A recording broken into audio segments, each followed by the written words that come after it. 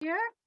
For those of you who I haven't met and who weren't at the pizza party where I did this about an hour ago, my name is Karen Ross. I am the program director for the conflict resolution programs here at UMass Boston, and really excited for our speaker tonight. Before I introduce her, I'm just going to make a couple of quick announcements. First of all, if you are a Conres student and you need Colloquium credit for attendance tonight, if you are here in person, there is a sign-up sheet in the back of the room next to the food. So grab some food and sign up so that you can get credit for your attendance here. Also, I just want to mention a couple of other events we have coming up. Our next colloquium will be held on October 12th over Zoom. So it will be a virtual colloquium with Cecilia Idika Kalu. Security and sense making, investigating terror management mechanisms in women's experiences with Boko Haram. In November, we have our first Ronnie Lipton Memorial Lecture with Amy Rebecca Gay. And her talk is titled Self-Care is Client Care, Nourishing the Conflict Resolution Professional. And then our final colloquium of this semester will be our David Matz Fellows Report in December, Tuesday, December 6th. All those starting at 5:30. So we have a great lineup of speakers for this semester, and we will again in the spring. In the meantime, let me introduce you to our speaker tonight.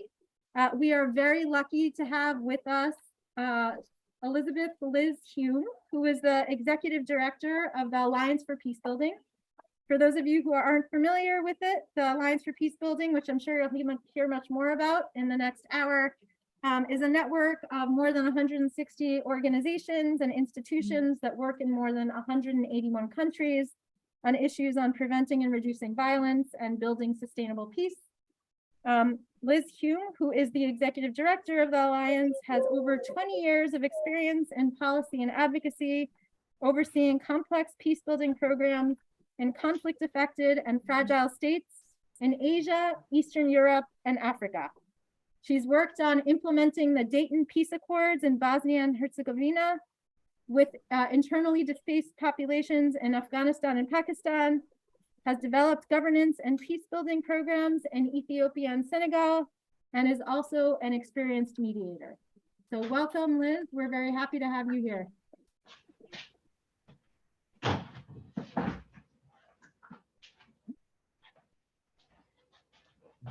So is there a, can you hear me? Is there a microphone or? Yeah. It works? Okay. Okay. Well, thank you, everyone. It's so good to be here back in Boston.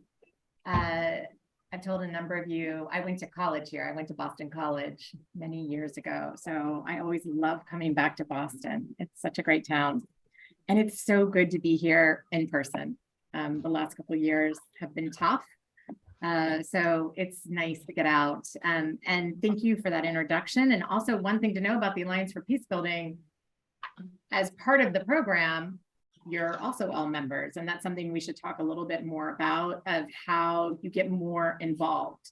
Because I always say the Alliance for Peacebuilding is only as strong as its members. You know, that's what it's built for. It's built to build capacity, to work as a networking organization, and to build the standards of the peace building field. So that's something we should talk about. I have to enable something on here. Okay, I just enabled something. Okay, so the future of peace building is this talk. But before we go to the future, we need to go back in time. So let's go back into the 70s. Oh, sorry. Yeah, the 70s and 80s, where I grew up. I'm a Gen Xer. So how did we grow up? We grew up with really bad clothes and big hair, but we also grew up thinking that we were going to have a nuclear war. It was a really strong possibility. We watched movies like The Day After. And so there were signs on buildings with nuclear fallout shelter. Again, at Boston College, because I can't do math or science, I took a class that was the history of nuclear war and nuclear weapons. Like, can you imagine having a class now like that you could get out of the science credit? And what was so frightening about it was not that it was a 9 a.m. class, Monday, Wednesday, and Friday, but at the top of these stairs, it was really bad. But you opened the textbook. Back then we had, I don't know if you guys have textbooks anymore, but we had these textbooks that you opened up, and it was a full 2 pages of what would happen to the United States if nuclear weapons were dropped on the United States. And so it showed you, like here in Boston, it was not good. Like it was all purple in the middle. And then like it went out and you're like, okay, you would die instantly. You would die a slow death. You might, you know, I mean, and that's what I saw Monday, Wednesday, and Friday when I opened up my book. That's how we grew up. So I think it's really important to understand, especially my generation now that are in their 50s, what was happening, right? And we were fighting these proxy wars, the Cold War, wars all over the world. And then the 90s happened and our hair flattened. So that was good. And the style was a bit better. I was a big fan of grunge, so that was all good. And the 90s were awesome. They were, and maybe I look back in this because it was my 20s, so I was like really happy back then, but the 90s were awesome. We had peace agreements, Northern Ireland, Bosnia, you know, you could actually end a conflict. Let's see what else we had. The Cold War was over, the wall had come down. Like that was just amazing.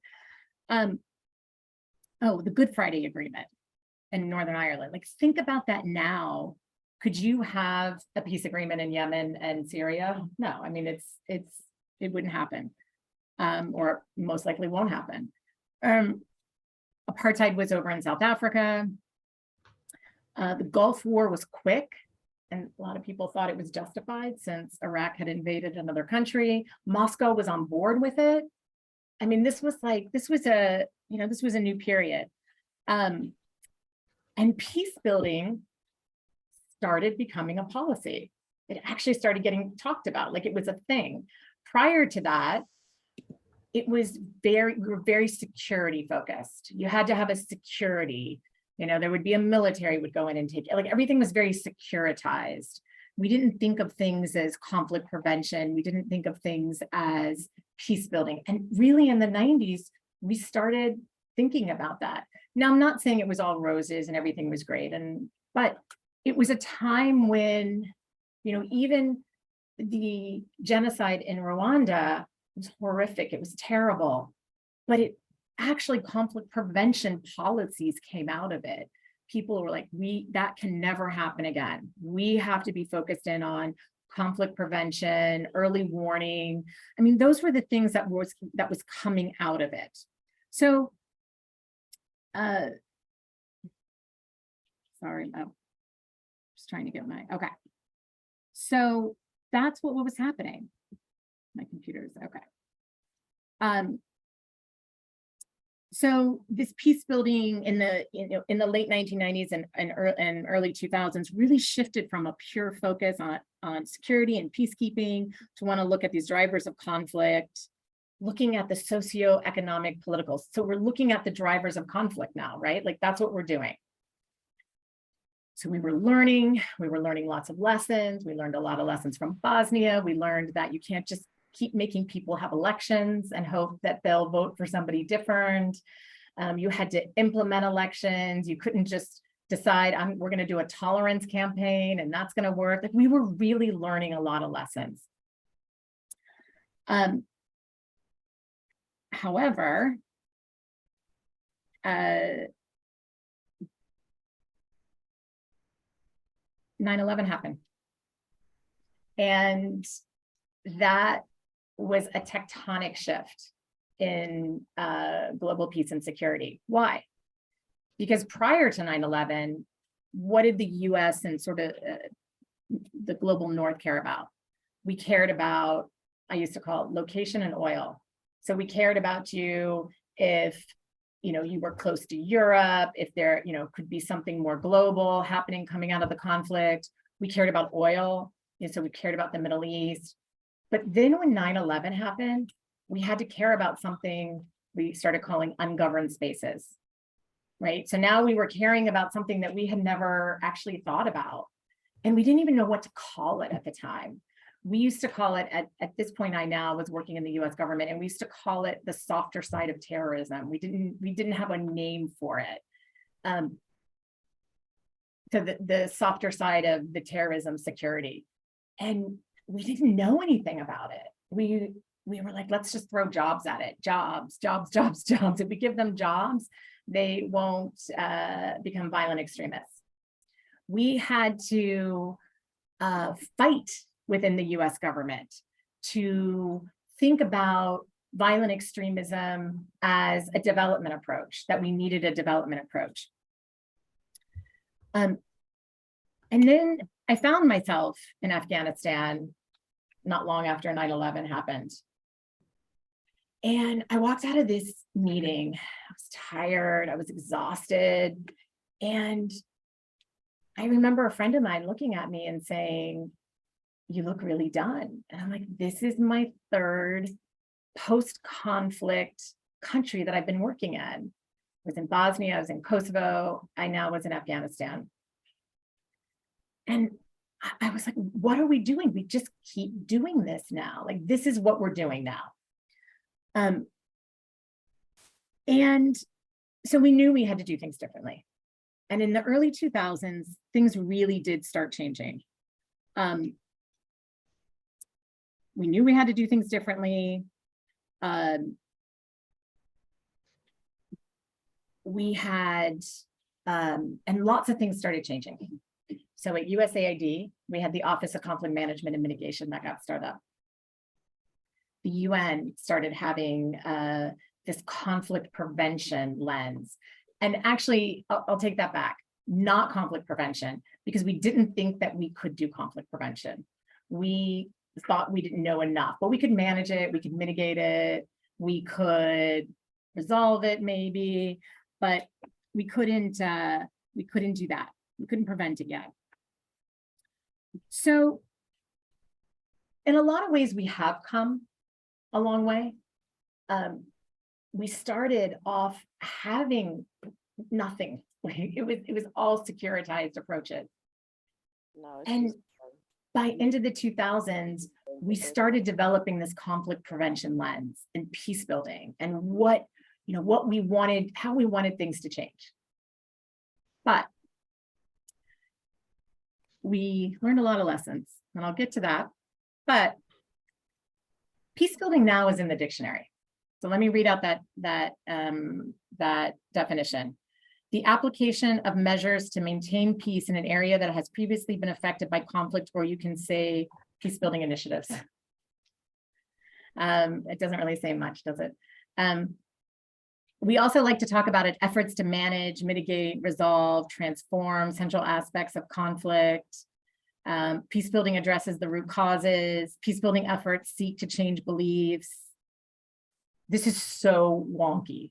It is so wonky. And you can watch people's eyes glaze over. And that's how we talk about it all the time. We talk about it in this super wonky way. And it does not do well for our community. In fact, it's really bad for our community. Because policymakers, and especially those under the Democrat administration, under the Obama administration, did really bad under peace building. We couldn't really explain what it was. We couldn't measure it.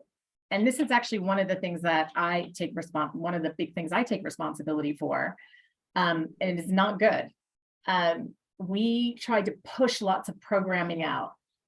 And there were people like, oh, you should try to measure it. I'm like, no, let's just get programming out there. We want to, we got to get it out. We got to get it out. And we didn't measure it. We had no idea if stuff was working or not working. We didn't even really know a lot of times if we were causing harm. My husband, who's an epidemiologist, he works in global health. He's like, I have no idea how you guys get away with doing what you're doing. There was a lot of people in the field that felt uncomfortable if we talked about measuring it. They would say, you can't, it's so intangible. This is, you can't measure it. How do you know if you prevented conflict? Well, the problem is what was happening is our field was doing really, really bad. We couldn't explain what we were doing. We couldn't say if it was anything was happening. And again, under the Obama administration, we did really bad. The conflict, the governance programs were getting zeroed out in Africa. We were losing out to health and Electrify Africa. And it was a really big watershed moment for our field. And I'll come back to that. But right now, your brain is like, things aren't good, right? So I want to make sure that we talk about this a little bit. Stay with me. I know right now your brains are like, things aren't good, doesn't sound too positive. I'm going to start shutting down. This, doesn't make me happy. That's what our brains are doing right now. And I'm actually going to make it a little worse because I have to get into my little crisis messaging right now. But stay with me because we're going to get to some hope. So just stay with me right now. So what do we know? I don't need to stand up here and tell you that things are bad. Things are really, really bad. At the UN General Assembly last week, the Secretary General said our world's in peril. I can stand up here and give you a bunch of statistics. 30-year high in global violent conflict. It's even before the war in Ukraine. Food insecurity is out of control. Climate change is hitting us faster than we thought. We know that conflict and climate are compounding each other. We know that COVID-19 was more than a health crisis. Again, also compounded conflict issues. We don't have to look any further than what happened here in the United States. Okay, so we also have a IDP refugee population that is more than World War II. So it's bad. It is really, really bad. So again, everybody probably wants to crawl under the table, but don't, because there is a lot. There is a lot that is going right. And there's a lot that you can do. So that is the message that I want you to come out of this with. And it's going to take you all coming out of school and trying to fix things. But I want you to walk away with hope, some agency, some resiliency, that there are things happening. So what happened? What changed in about after, at the end of the Obama administration? We were tired. We were afield. We were getting kicked around. We couldn't explain what we did. So we sat back and said, well, how do the humanitarians do it? We got to build peacebuilding champions. We need people to make the case for us as well, but we have to be better at explaining what we do. So we came up with this idea of a Pepfar for violence. Does everybody know what Pepfar is? The HIV/AIDS. So we talked about it. We're like, Pepfar for violence. People could understand that. Let's reduce violence because that's quantifiable. You can count it. So we talked about doing that. I was skeptical, but I thought, but at least we're talking about it and getting people to understand what we're talking about, or at least able to talk about it.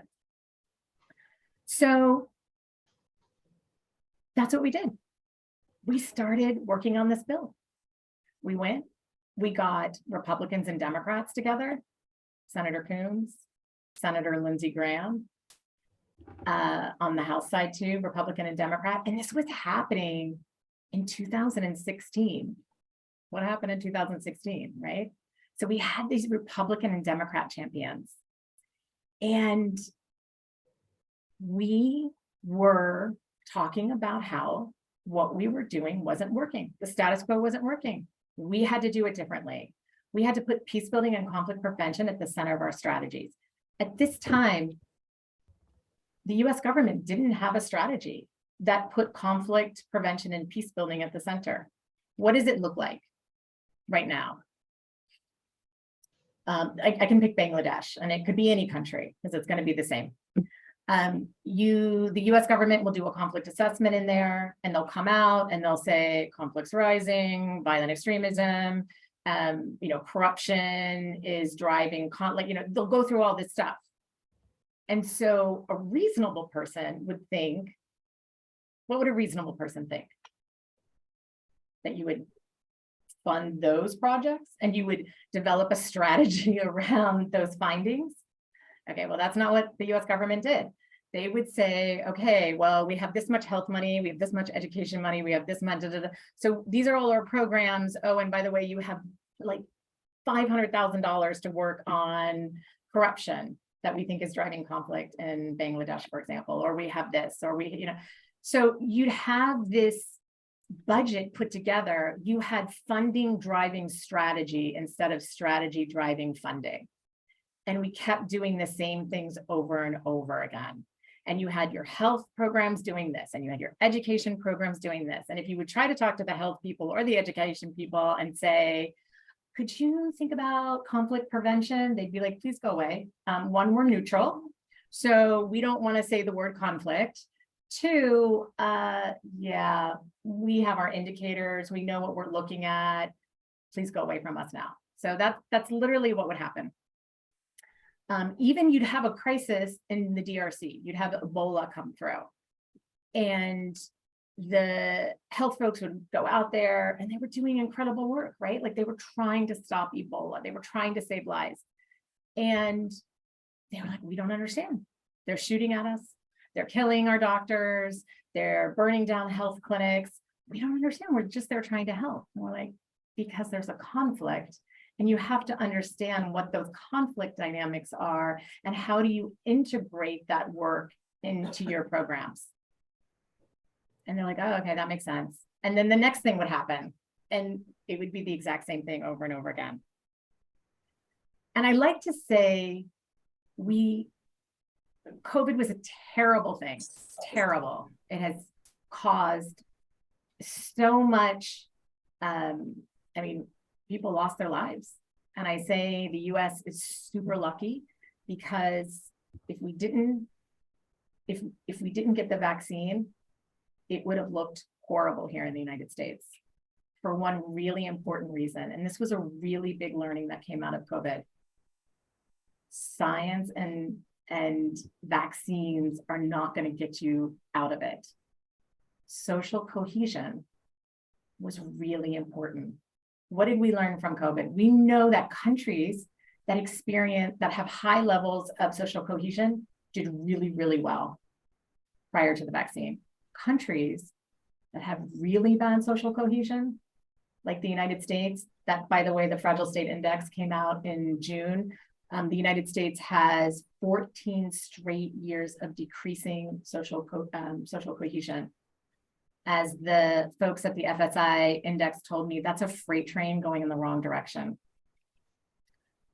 So now when you go talk to health people, they're like, yeah, we got to do something more than just vaccines and science, because that didn't seem to convince people. What's going on? And also, it allowed people in the United States to be able to see that, oh, this is what conflict looks like. Conflict over wearing a mask. Not that, yay, they were wearing a mask. I'm just saying, like, that was, people, you would have people getting into arguments over whether you were wearing a mask or not, whether schools were closed or not. And we were struggling because our social cohesion was so bad. So that was a really big lesson that we learned. I'm also going to say, if you don't fund it, you can't do it. And the funding levels are horrible right now for peace building. They still are pretty bad. The US is getting better because of the Global Fragility Act. The OECD DAC report just came out, the Fragile State Index. Guess how much funding goes to peace building, conflict prevention? Anybody want to guess? Any guesses? No guesses? Come on, just shout it out. What did you think? Oh, okay, but percentage wise? No, 4%. That's 4%. Okay, so let me make that very clear. It's 4% of the official development assistance goes to conflict prevention. So I was just at UNGA last week, the UN General Assembly, and everybody's talking about conflict prevention, conflict prevention. We need conflict prevention, conflict prevention. And I'm like, excuse me, so are we gonna look at funding? Are we gonna fund it? So that's what you hear all the time. You hear this like conflict prevention, peace building.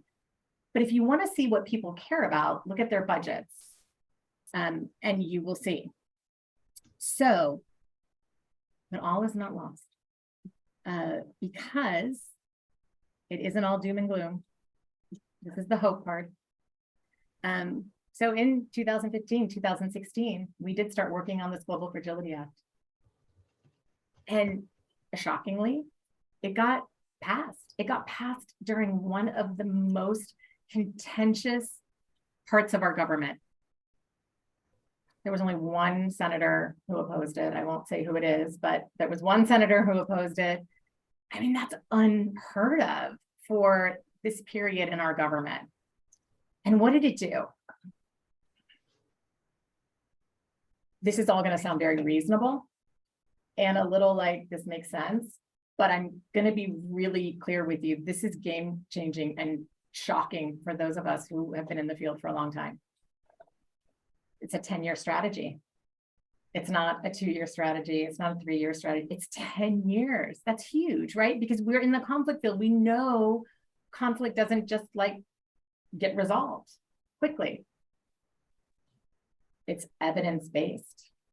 It means you actually have to show that the strategy, that things are changing for the better or for the worse. You have to measure it.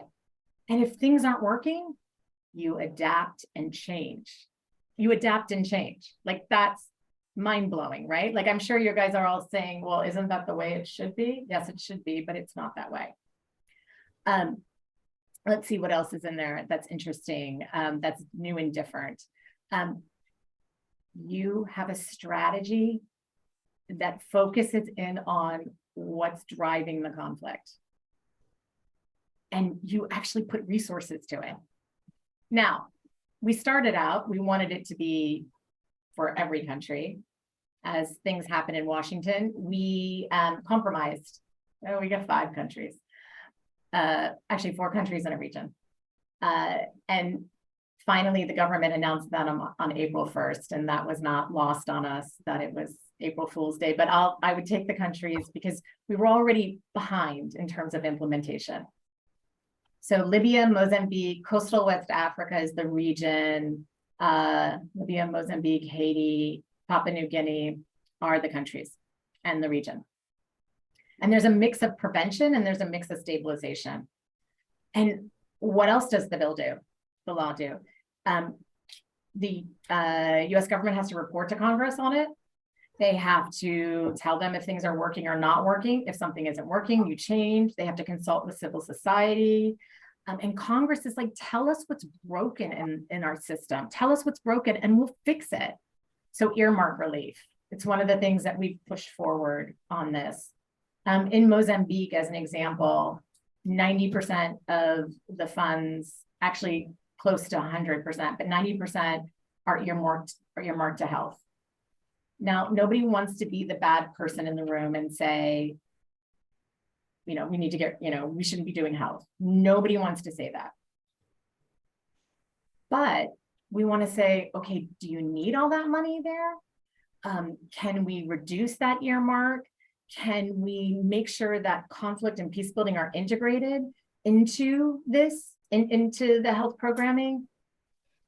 So that's really what we're trying to do. And I know it's not sexy. I know it's really like, that sounds like procurement reform and earmark relief.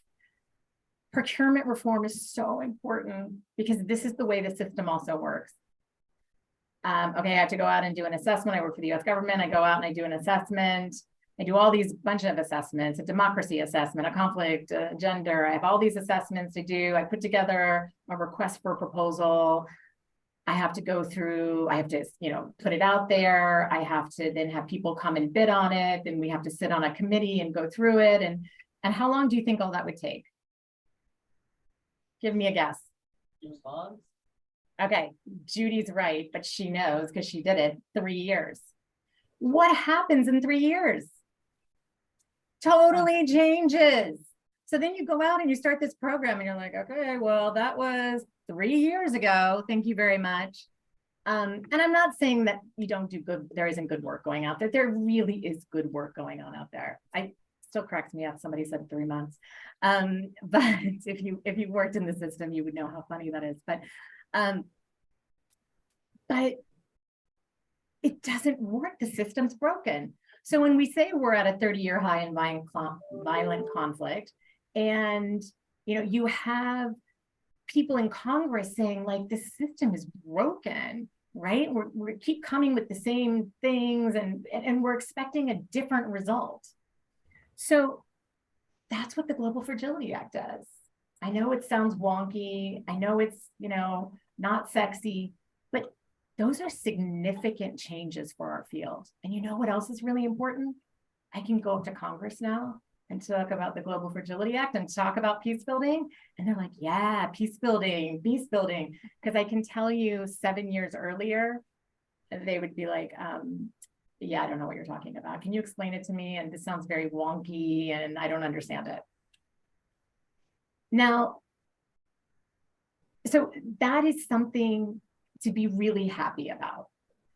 And that's what it was like at the UN General Assembly. They passed a resolution on fundraising, I think back in September, on September 8th. They were talking about it, but just because things get into a law and just because things get into policy does not make them so. I know that's shocking too, right? Because that's how we're taught that our system worked. So the Global Fragility Act, if you think about it, and we started it, let's say in early 2016, it still hasn't been implemented today. It's close, it's really, really close. The country plans are supposed to come out by the end of October, and we're working with the government on them and consulting on them.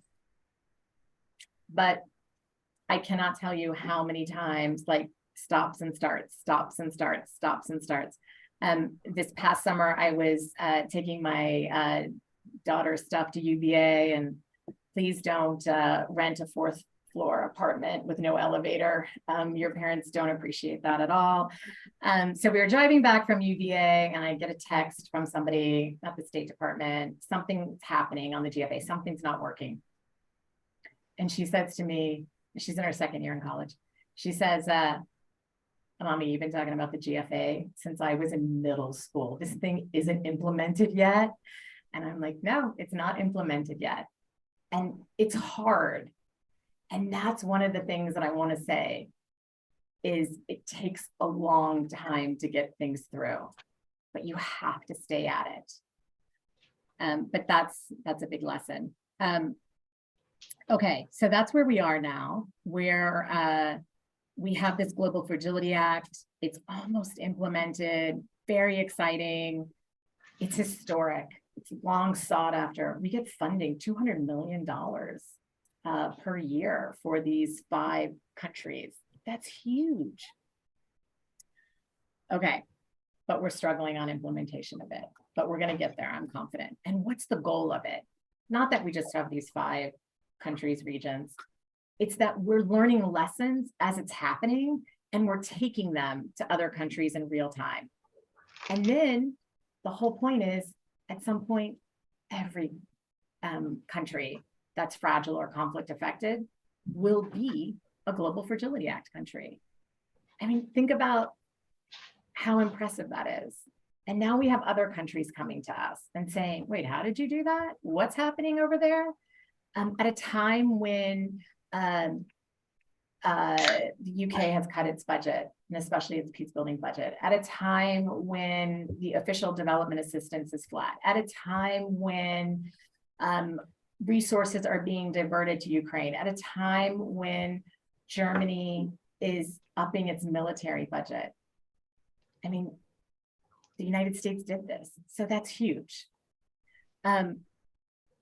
Okay, so what are some of the problems or the good things?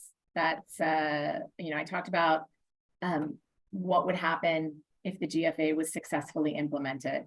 If it's not, I have to leave Washington, and I don't think anybody wants to see me again, but it could be a really big deal. So let's sit with that and have hope.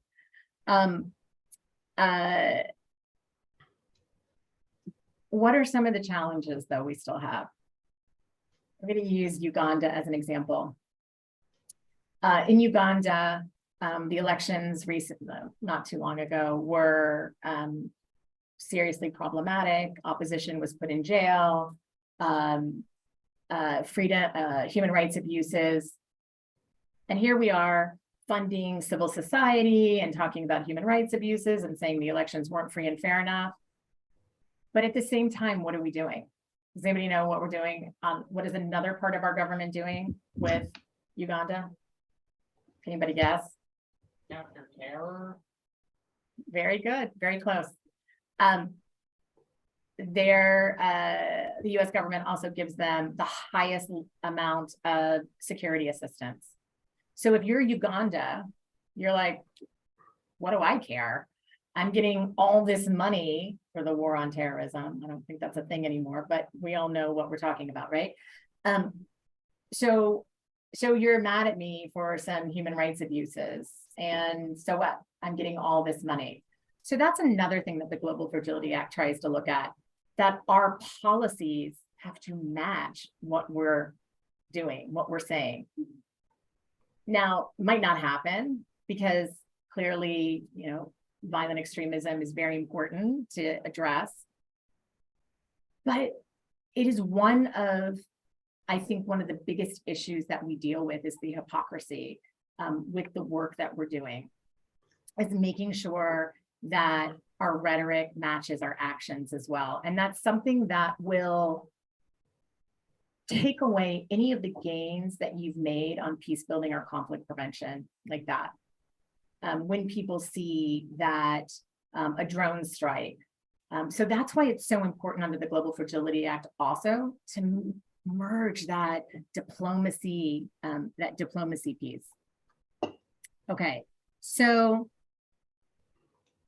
I talked about the bureaucratic challenges, the funding, couple other things, material support. Does anybody know what material support is? The material support prohibition? It means you cannot talk to terrorists. You cannot give them any tea. You cannot have any contact with them. So what happens? What does that mean in a peace building program? Well, it is so broad that people are scared because nobody wants to go to jail for providing material support to terrorists. But Congress never intended that. They never intended for, the fact that you couldn't work with people and try to, prevent violent extremism. And that the material support laws have a really big chilling effect. So that's one of the other things what we're really working on, is trying to get exceptions for the material support. Okay, so I'm going to go back to that wonkiness that we talked about earlier, how wonky we are, how bad we are at branding ourselves. How many people know what the Worldwide Wildlife Fund does? Is that what the WWF? What is it? Pandas. There's the pandas. What else do they do? Conservation of animals. And I say that, and you know what that means, right? Does everybody know what it means? What about the Diabetes Association? Everybody knows what that is, even if you don't have diabetes, right? So the Alliance for Peacebuilding, do you guys know what that is? Does everybody know what it is? And you're sitting here like in conflict resolution studies. Yeah, well, that's right. And that's our problem. We're terrible at branding. We're so wonky. we need a narrative shift. We need to understand how do we rebrand peace building? What is our uniting narrative frame? So what does the Alliance for Peacebuilding do? We're a network. So you are all members. We're a network. We are trying to advance the field, build standards, professionalize the field, having us do better work so that it's easier for us to, go and argue for more resources, to make sure that conflict prevention programs are working. And when they're not working, we change what we're doing. So it's really about cultivating this network and tackling issues that one organization can't do alone. So creating standards of practice, developing an evidence base, accelerating collective actions, shaping new narratives, advocating for game-changing policies, laws, and funding. So that's really the thing that I want to talk about right now, is the shaping new narratives and how important that is for us. So we know we need a more robust understanding of peace building, how it works, and why we need it. So we did a bunch of research, and we actually went to people who research other things, like, I don't know, why people brush their teeth or something like we went to actual social scientists.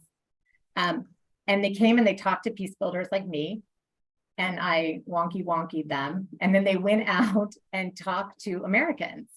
And we're like, let's talk about peace building and what resonates. So they really looked at what this research-based framing recommendations were and how do you apply them? And more importantly, what not to do, because we do a lot of stupid stuff. So the goal of the research is to explain to, and it really only looked at Americans. So this might not apply to other people. So just focus in on the fact that this was focused in on Americans. How do we explain to the American public what peace building is and why it matters? So framing is really about choices. It's how you talk about something and how you want people to understand what you're saying, how you make people think, feel, act. Sounds a little bit like marketing, right? Or advertising. And we're working with those types of people now too. But we have to use these framing strategies that are tested and that we know that will work. It can't be like, well, I think this will work, so I should use it. We should do this. Yeah, but that's how we've done some kind of dumb stuff. And what did we find?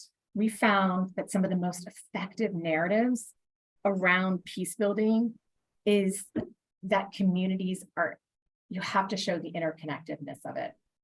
You have to show activeness of it, that you're building something, that it's active. And when you support peace building somewhere else in the world, it benefits your country, your community. So again, that really interconnectedness. You want to provoke this sense of responsibility in people. Okay, so what's the problem we're up against? When I talk about peace, what do people think about initially? Peace sign? Peace sign? I'm sorry? Stability. Stability. So they think of it as an end state, a state, right? Not an activeness. They think of a state of being or a peace sign, or, I don't know, the 60s come to mind, right? And if people think that conflict doesn't happen, or peace building happens when a conflict is resolved, then it's not active, right? It's a state. And that's what we want to get away from, because we need people to do stuff. So that's one of the biggest keys that came out of this research, is we have to be active, active, active, active. Let's see, what else? We also have to challenge assumptions that violent conflict is intrinsic to human society, that it's fatalism, that a strong military is the key. So what works? What works? When we talk about relationships and trust, when we talk about the ongoing nature of the work, that seems to work. But what we can't do is we can't talk about it as this state and as this form of utopia. We need to focus on programs, not individuals. That's one thing we've actually found. If I start talking about you and the excellent work you're doing, you're like, okay, great, but she's amazing. You know, the average person isn't like that. Discuss peace building at the local level. We've talked a lot about that today, right? Discussing it at the local level and bring people in and have it be tangible to their life. Crisis messaging is never enough. And we need to stop doing it. And it's so hard. Even I want to do it. I want to start and be like, oh my God, we have a global violent conflict problem, 30 years, it's awful. That's how I want to start. But that just freaks people out and they shut down. So that's what we know. And now we have to do it. We have to implement that. We have to be able to explain what peace building is. We have to make sure these laws are implemented. And there's hope. There really is hope. I know things seem really, really bad right now, but there is hope. And that's what I want you to come away with from this discussion, to see where we were and how far we've come. And we have a lot of work to do. But I'm super confident that all of you here that are passionate and dedicated and learning how to work in this field will be the next change. But I beg of you, learn from these lessons, because it's something we are not doing in the United States right now. In the United States, we have a significant amount of conflict, and our wealth and power are masking our fragility. We don't want to accept that we're having violent conflict. We don't want to really understand the drivers of it. We don't know what to do about it. And so many of the answers are there because we've been doing this work for a couple decades. So that's one of my also pleas, is that take this work that you're learning here and apply it to the conflicts also in your own home countries. And I know that's really, really hard. It's humbling and it's really hard. But if you can't do it in your own home country, don't go somewhere else and tell them that they have to reconcile with their neighbors. And so with that, I'll stop and ask for questions.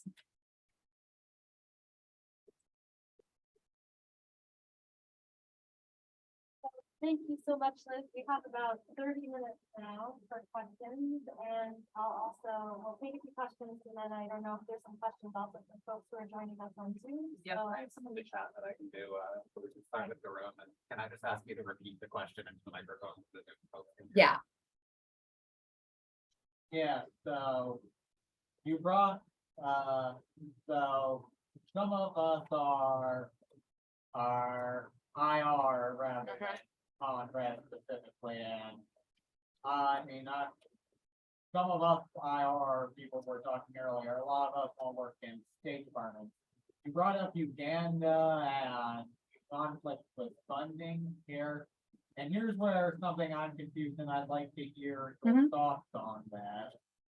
How do we reconcile situations where peace building might be in favor of one thing, but American interest in realms such as economics and security might differ from it?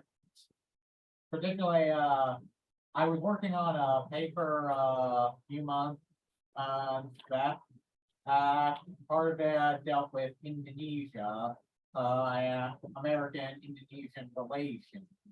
One thing that our concern for Indonesian-American cooperation is the issue of separatist regions in Indonesia, like Papua New Guinea, and American emphasis on human rights. To some countries, when we emphasize human rights, they see it as an excuse to start butting around in their internal affairs. So how do we reconcile areas where our own attempts at human rights might collide with what would be an American English. That's So that was Uganda, right? That was the example of Yeah. Uganda. And that's, I'm going to go back to the Global Fragility Act. That's what we are talking about, what the US government has to do differently. There has to be an interagency process. So DoD, state, and USAID actually have to be working together. And understanding that it's not just about more resources, it's also about how we do it differently. So am I going to tell you it's going to fix it? And no, DoD isn't going to win out. And, we want to go defeat ISIS or Al Qaeda. No, I'm not that naive. But if you start the conversations and start holding some of even, DoD accountable for that, and to say, wait a minute, we have this strategy and you're doing this and they're doing this, and it's, you're canceling each other out, for example. That doesn't make any sense. And that's what we're trying to do. We're trying to put some reasonableness into these policies. Now, is it going to change? Is it going to change overnight? No. But can we at least start like shining the light on it and saying, okay, this doesn't make any sense. And that's really what we're trying to get at with the Global Fragility Act. okay. Next, anybody else?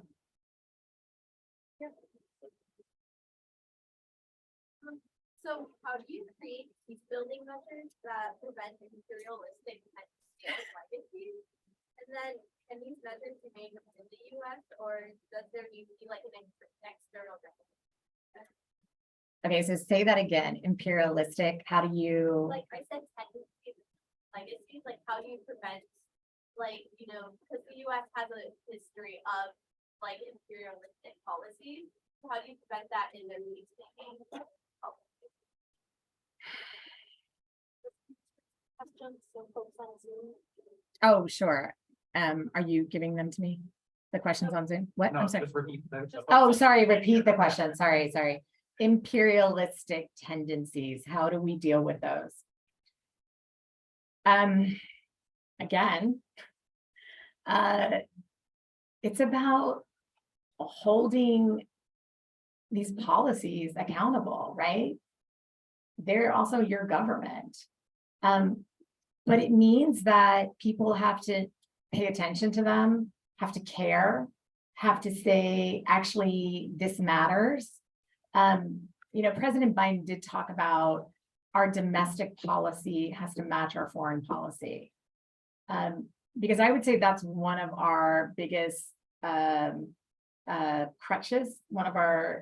Is that hypocrisy of what we do and what we say are very different. And so again, that's really what we're trying to do with the Global Fragility Act. We're trying to get people to say,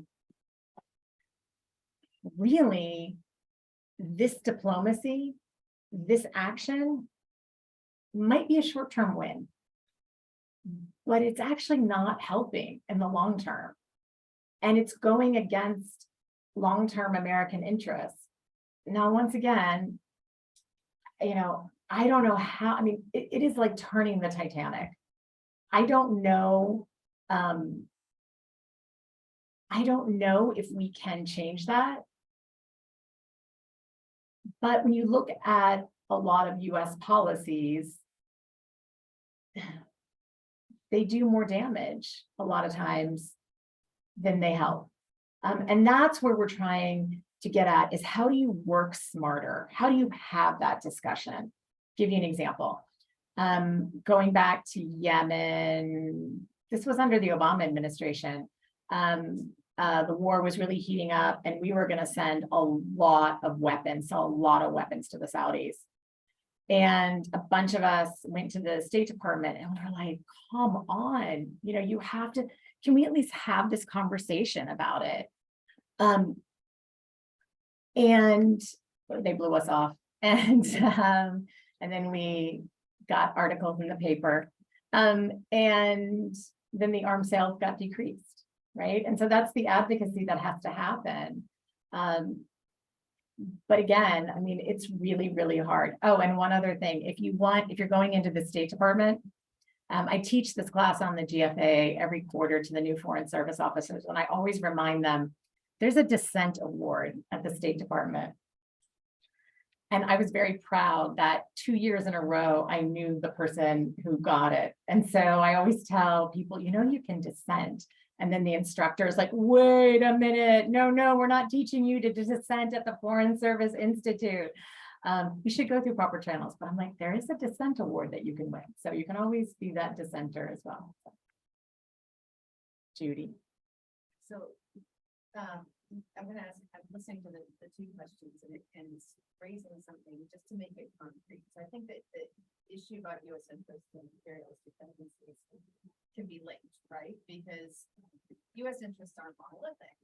People have different ideas about what's in the best interest of the U.S. government, and that's the debate. So can you talk a little bit, like concretely, in an example like Uganda, where you have a part of the U.S. government arguing it's in our interest to have massive arms sales for a variety of reasons, whatever. You have another part of the government that's arguing that actually if peace and stability in the region is what we're trying to promote, and this is actually driving conflict.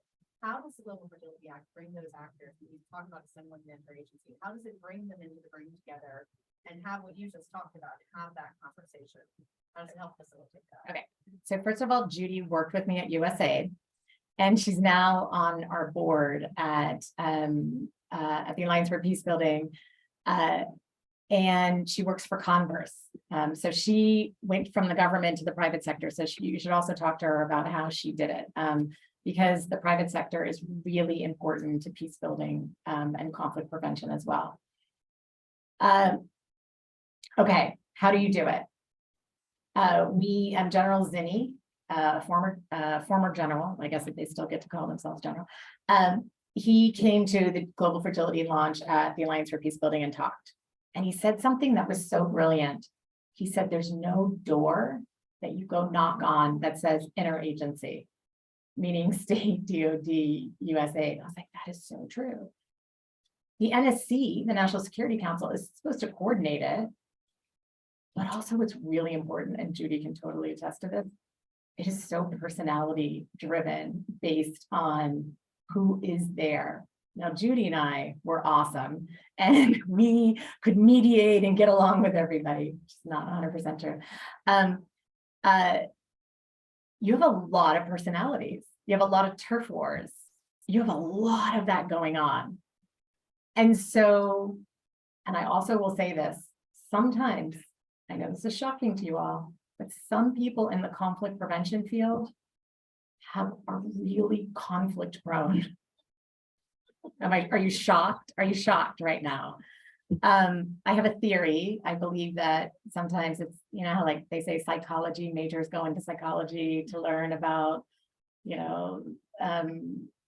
some of the issues they might be having. I feel like conflict prevention folks go into this field to address their conflict issues, but that's just a theory. So it's a lot of personality based, right? Super personality based.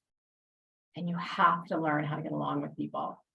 And you have to try to make sure that you have the best arguments and that you've done your homework and that you build bridges with people. And you also, there's something I'm working on right now. I'm talking to folks on the Hill about something with the Global Fragility Act. And I'm like, just compromise, just do this. And then do this and give them this, and then give them this, and then give them this, and then say this, right? Like I'm like, we have to compromise if you want to do something. So I think that that's the biggest piece of it. And the Global Fragility Act actually does that. It brings the interagency together, whether there's like a committee and they're supposed to agree on things. Now you'll have somebody that will go off and, it'll be like, wait a minute, I'm going to say no to this just because. And those are the phone calls that I get. where my daughter is like, this thing isn't implemented again. Yeah, so there's a lot of 1 step forward, 2 steps back, but there you go. Right, yeah, and I want to help people around the world with human rights violations, or what if the US is a cause of the conflict, because Mhm. their body is human rights. Yeah, that's And bad. I'll give you the obligation. Look, the United States does some really good stuff, and it does some really bad stuff. Let's just be honest. But again, it's about, okay, prime example. What I talked about, going to the State Department and saying, you shouldn't be selling weapons to Saudi Arabia. I thought that was wrong. Why? One, because they're being used to kill people in Yemen. And it's also really stupid because what happens? People get killed, and we have the evidence to show people in Yemen know exactly where those weapons are coming from. So what does that make them? Angry? Want to strike back? Be violent extremists? I mean, the evidence is there, right? We know human rights abuses, and especially by security forces, are some of the big driving factors around violent extremism. So again, the best thing to do is bring the evidence. And that's why our university partners are also so important, because they also listen to you all.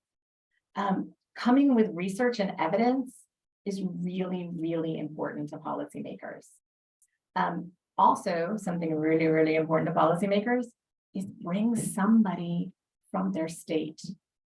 So if you're in Congress, and we have been known to do this, look and see, we have 170 members all over the world and from all different states. And we're like, okay, let's call our member here and let's go talk to this congressperson. They really do care about what their constituents say. Really, really do. So that's a really key advocacy point. Thank you. Other questions? Yeah, we actually have somebody that would like to come off mute and ask the question. Okay. So check the laptop here, make sure the volume's on.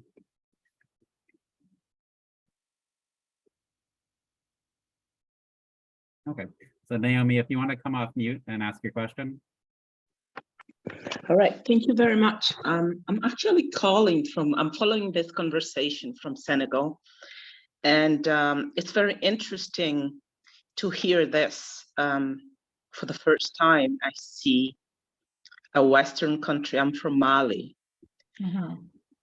and I see how interesting it is that you put yourselves into question. It's very interesting. I was the UNDP Regional Director for Western Central Africa for 5 years, and I covered the Sahel.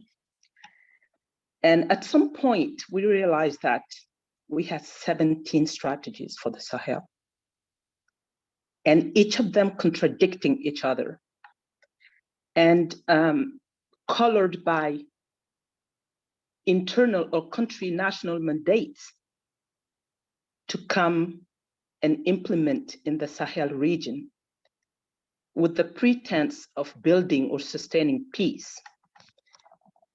And believe you me, nothing worked. And yeah, I see you smiling, but you know where we are right now. Yeah. I eventually left because I got burnt out. But just to tell you that, I'm impressed and really, Well, congratulations. let's see if it gets implemented, but we'll see. Yeah, and one question which goes along that line, my first question, I have 3 questions. The first question is, to what extent or how has this Global Fragility Act, how was it defined? How did you develop, what was the process? Because We are Okay. systematically confronted Mhm. with the imported solutions. That's one question. Or do you want to answer first? I have 3 questions. Well, I'll sure. go fast. Okay, well, let me just really, because I can answer these. That's a really good question. First, I want to say the UN is not immune. They have similar issues. And the UN itself, I mean, they had a new UN sustaining peace agenda and did a lot of consultations. A lot of the language that we got into the GFA, we also got into the UN Peacebuilding Sustaining Agenda. There is a summit of the future coming up. The SDG 16 was peace building. We know they're lagging behind. But it's really important to understand that we're getting this language in lots of different places. And that's also really cool. But you also bring up a really important issue around, the defined process.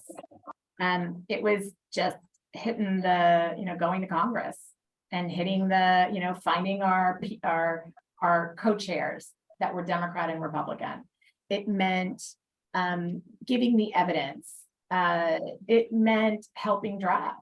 It meant, it was just Process. It was just process. I mean, it was just a process.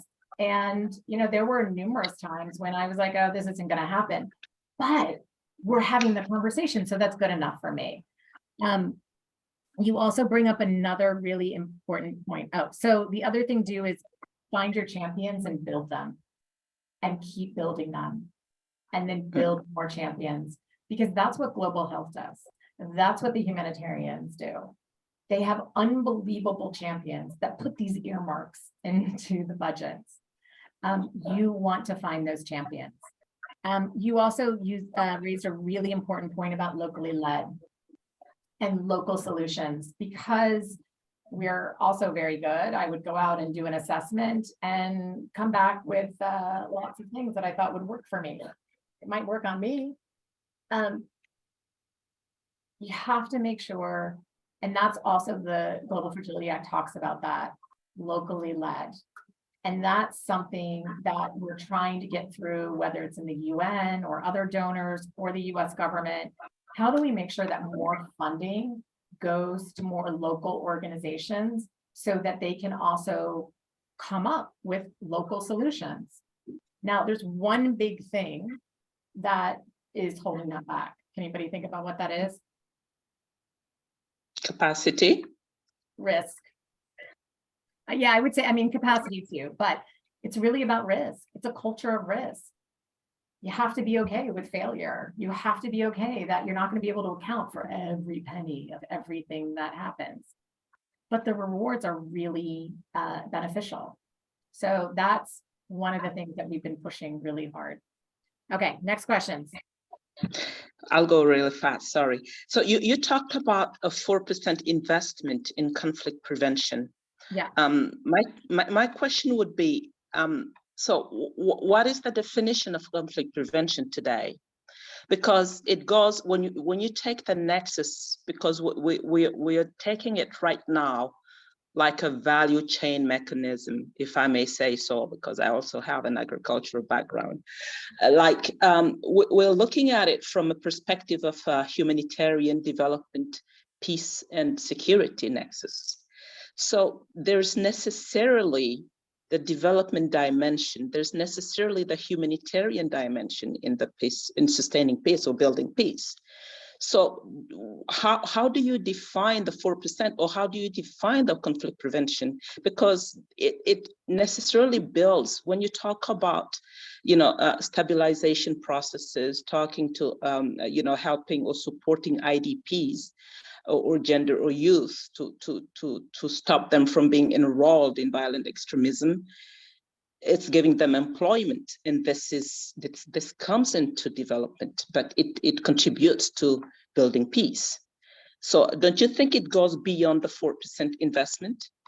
So somebody asked me this question the other day. It's actually a donor from Canada. And I said, there's probably plus or minus 2% in there. But one of the things we know, so COVID, we got in there in the strategy for the US government in the fourth pillar.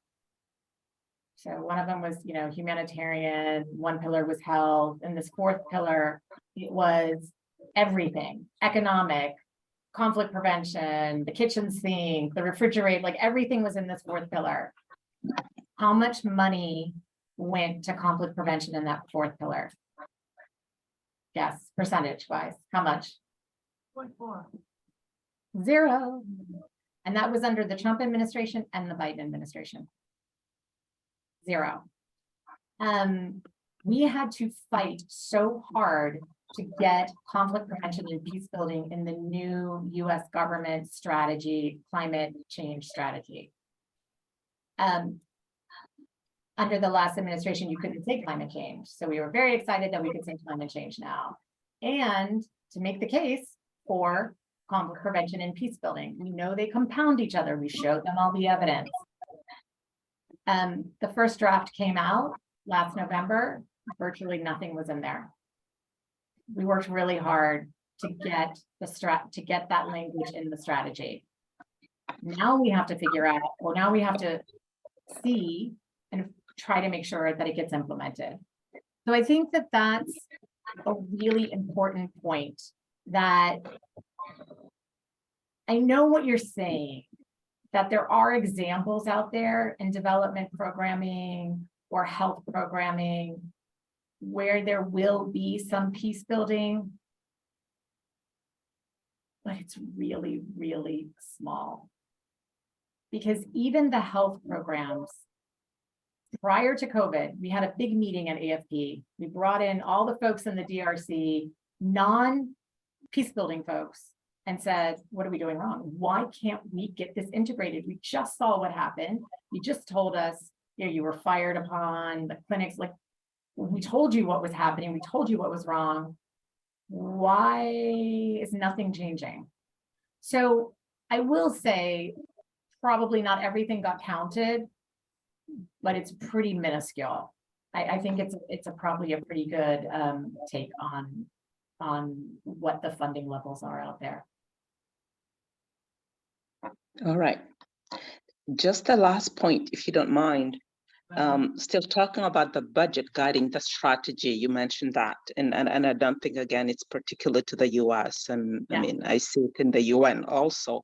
Yeah. But to me, is the point really whether the strategy should come before, or do we have a proper mechanism to have a real prospective analysis that include and anticipate economic crisis like we do, there's economic perspective, but that's called foresight. I think that we really need, because having strategies is like, bringing the doctor after the death. To me, don't we really need foresight to the prevention? I think we need to have a strong prevention mechanism. I haven't read your Global Fragility Act. Can I just interrupt really quickly and say, no, I agree. But one of the most important pieces of it has to be adaptive, because your point is well taken. I didn't see COVID-19 coming. I don't know. Did anybody see that coming? My husband did. I used to ask him and he'd be like, oh, it's not a question of if, it's a question of when. But who knew that it was going to have that big of impact globally? So that, I think, is the point of the Global Fragility Act, and where donors need to go. They have to be more adaptive. And if you've ever worked on one of these programs, try to change your work plan. It's really, really, really hard. So I'll say that the adapting is key in the Global Fragility Act. You had a question? Well, I wanted to, before Thank you. again, if you wouldn't mind doing a quick 30-second infomercial. All these folks, when they graduate, if they want to get into the field of conflict resolution, What do they do? There's 170 members in the AFP. Should they go to your website first, or when they need help for locating jobs, or if they want research they want to do, is the website the first stop for them to learn more about the network? So I know when we recently got our academic members together, so it's a great question. Because once again, we're only as good and as strong as our members and how our members participate. And we were not doing a great job, I think, with our university members.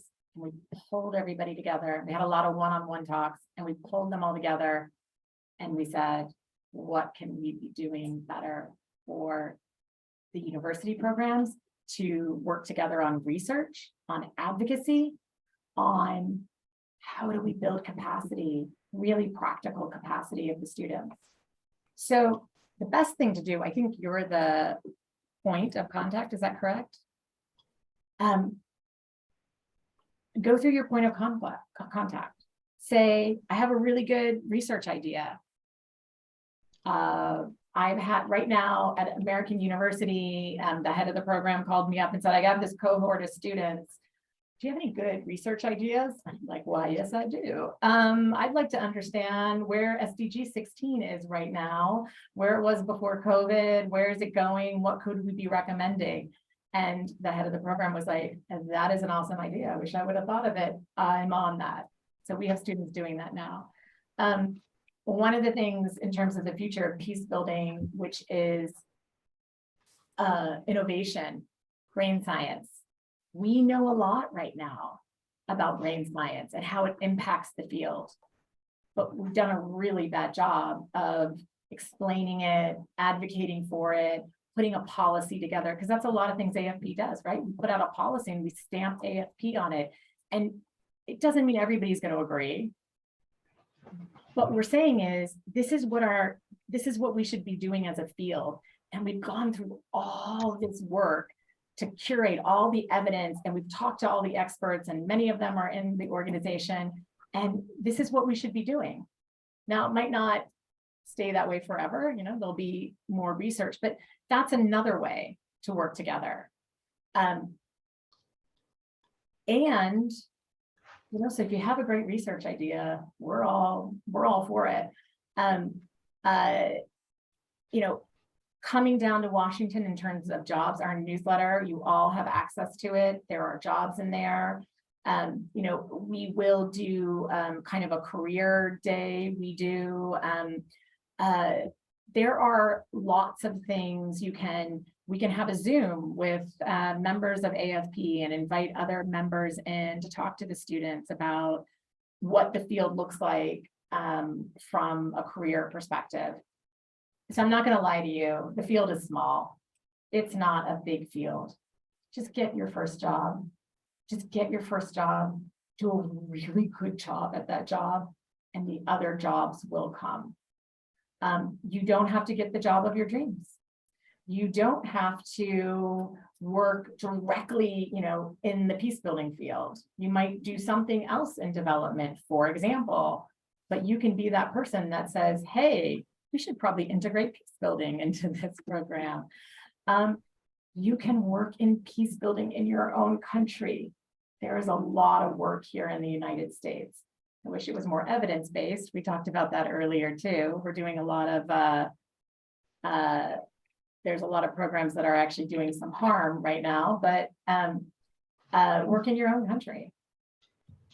You know, I mean, there's so many things to do in this field, but you're going to have to be creative. And AFP is here for you, right? That's because we want people to come into this field. We know you guys are the next generation of leaders, and we really want to work with you to build the capacity. And we also want your research to advance the field. Because I will say, we do a terrible job at that. We don't publish. We do a program, and sometimes we don't even write about it.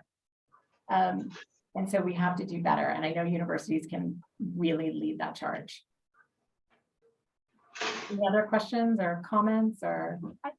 I'm really sorry to say that I think we're actually out of time for tonight. I don't know if you're willing to stick around a little bit for additional questions, but some of the students have to get to class.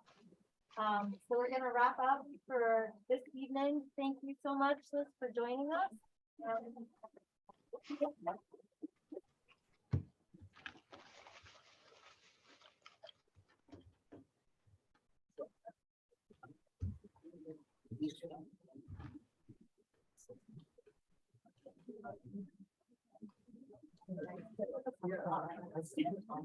Yeah.